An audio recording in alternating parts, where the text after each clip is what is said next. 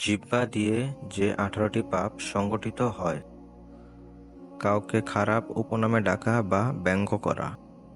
কাউকে নিয়ে খারাপ ঠাট্টা বা বিদ্রূপ করা, অশ্লীল ও খারাপ কথা বলা,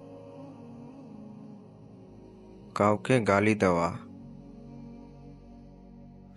কাউকে নিন্দা করা, কাউকে অপবাদ দেওয়া, চগলখড়ি করা,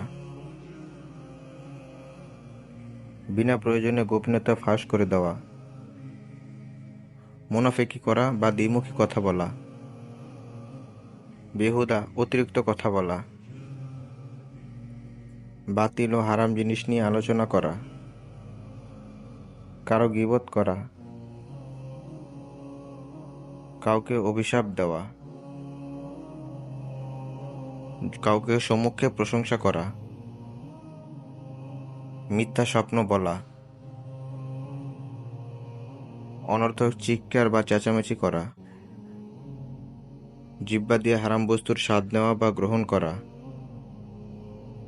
জিহ্বা দিয়ে খারাপ অর্থে কোনো অঙ্গভঙ্গি বা করা বা দেখানো। আল্লাহ পাক আমাদের সকল প্রকার গুনাহ থেকে বেঁচে থাকার তৌফিক দান করুন, আমিন।